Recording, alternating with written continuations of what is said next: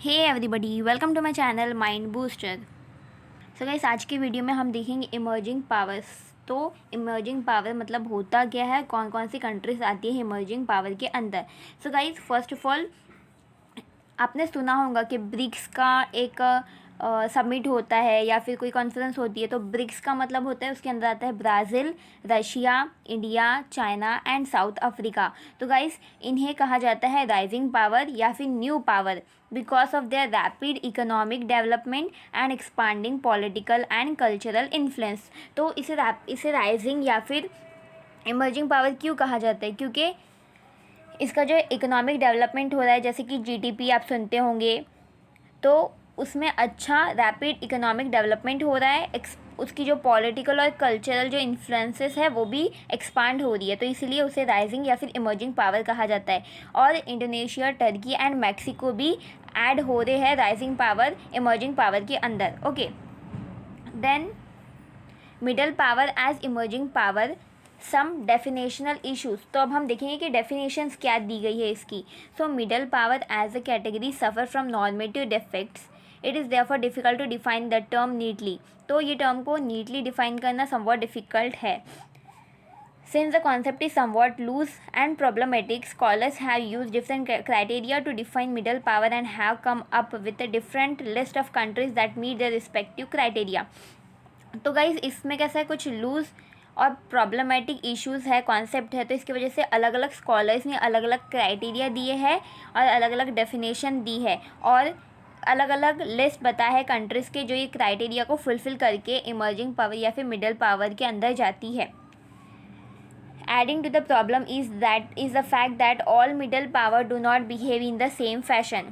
और ये भी है कि जो पूरे मिडल पावर है वो सेम फैशन में बिहेव नहीं करते। किसी का जीडीपी कम होगा, किसी का जीडीपी ज़्यादा होगा। ऐसा नहीं होता है कि सबकी जीडीपी जो मिडल पावर या इमर्जिंग पावर में आती है उनकी सबकी जीडीपी सेम हो। जैसे कि फॉर एग्ज़ाम्पल, इंडिया की जीडीपी अलग है, चाइना की जीडीपी अलग है। तो इससे आपका पता चलता है आप एक फ़िक्स जीडीपी या फिर कुछ फ़िक्स एक एस्पेक्ट नहीं रख सकते जिससे हम इमर्जिंग पावर या फिर मिडल पावर को डिफ़ाइन कर सके। They have different resources, style and context of their foreign policy. और सबकी फॉरेन पॉलिसी के रिसोर्सेज, स्टाइल और कंटेक्स अलग होते हैं। Beside over a period countries में गेन और lose their status and role as middle power in the international system. Therefore, one should not put too much emphasis on the generic pattern of middle power behavior. Okay, then major approaches to understand middle power.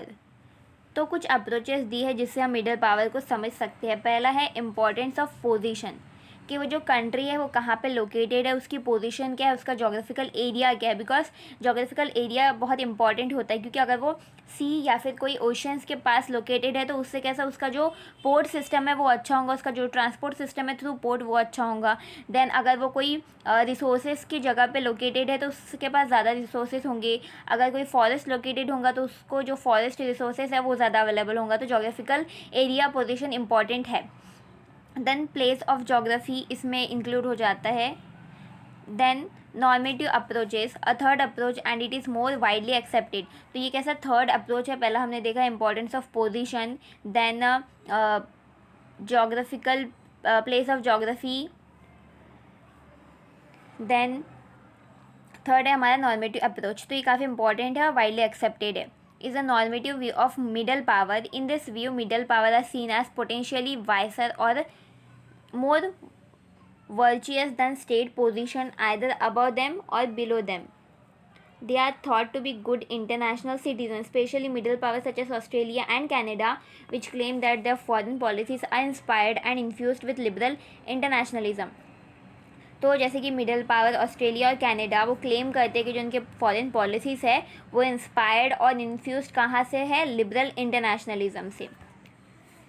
Then in the normative view, middle power are thought to be trustworthy because they can exert diplomatic influence without the likelihood of recourse to force. They also have a good past record of conduct and contribution to the working of the international system.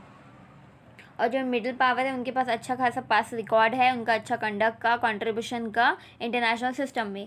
And thereby they would also have earn some rights and credibility including in the perception of the good power.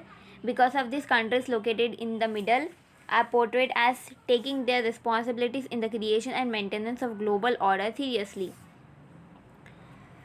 Then Australian and Canadian rhetoric on Kuwait sovereignty in the Gulf conflict of 1991.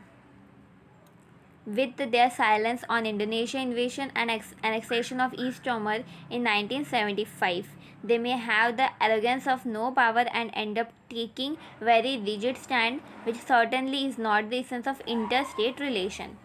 Okay, तो ये आ गया normative approach. Then है behavioural approach. So it is argued therefore that the essence of middle power diplomatic activity is captured best by emphasizing not by what this group of countries should be doing but what type of diplomatic behavior they do or could display in common. तो एक diplomatic behavior काफ़ी important होता है. This fourth approach, the behavioral, pay more attention to particular behavior associated with middle power. तो ये जो fourth approach है काफ़ी important है. According to this approach, middle power strongly pursue multilateral solution to international problem. They embrace compromise and work to build consensual position in international dispute. तो इसमें कैसे multilateral solution निकाल सकते हैं जो middle power है, and they uphold values of good international citizenship to guide their diplomacy. Importantly and above all, the behavior is guided by a belief in their technical and entrepreneurial ability to fulfill such roles. Then general attribute of middle power behavior. So middle power are not great power, not because they do not have the military capabilities. तो जो middle power होती है वो great power नहीं होती है क्योंकि उनके पास military capabilities नहीं है या फिर उनका economic strength उतनी नहीं है great power की जैसी. In reality, in terms of size, military capability or economic development level, a middle power may not be different from a great power. But they are not small power either. तो जो middle power है या फिर emerging power, तो वो एकदम great power भी नहीं है या फिर एकदम स्मॉल पावर भी नहीं है. उनकी इकोनॉमिक और जो मिलिट्री पावर है उसकी वजह से वो डिफ्रेंशिएट हो रही है. देन